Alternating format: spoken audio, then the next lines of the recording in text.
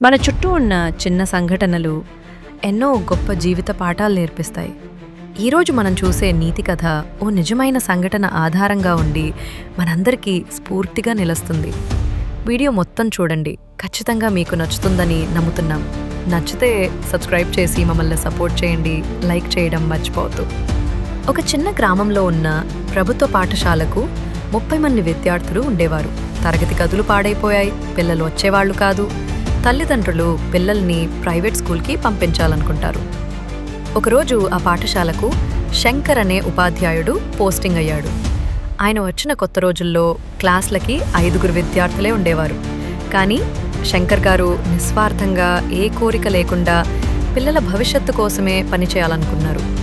అతను పిల్లలకి పాఠాలు చెప్పడమే కాకుండా పాటలు, ఆటలు, యాక్టివిటీస్తో విద్యను సరదాగా మార్చేశాడు. ఆ పాఠశాలలో విజయ్ అనే బాలుడు ఉండేవాడు. అతనికి చదువంటే చాలా ఆసక్తి, కానీ ఇంటి పరిస్థితులు బాగోలేదు. శంకర్ సార్ అతన్ని పిలిచి ప్రోత్సహించి ప్రత్యేక శిక్షణ ఇచ్చారు. రోజు ఆ బాలుడు పాఠశాలలో ఉండే సమయాన్ని బాగా వాడుకున్నాడు. శంకర్ గారి వినూత్న బోధన పద్ధతుల వల్ల గ్రామంలోని తల్లిదండ్రులు మళ్లీ తమ పిల్లల్ని ఆ స్కూల్లో చేర్చడం మొదలుపెట్టారు. ఒకే ఏడాదిలో విద్యార్థుల సంఖ్య 30 నుంచి 120కి చేరింది. గ్రామస్తులు కలిసి పాఠశాలకు రంగులు వేయించారు, ఫర్నిచర్ కొనిపెట్టారు, తాగునీటి సదుపాయం ఏర్పరిచారు. విజయ్ 10వ తరగతిలో రాష్ట్ర స్థాయిలో ప్రథమ స్థానంలో ఉత్తీర్ణుడయ్యాడు. రాష్ట్ర ప్రభుత్వం అతనికి స్కాలర్షిప్ ఇచ్చింది.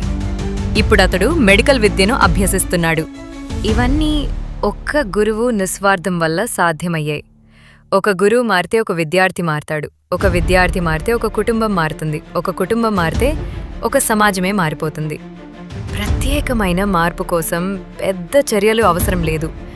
ఒక చిన్న మంచి పనితోనైనా మొదలు పెట్టవచ్చు. Thanks for watching.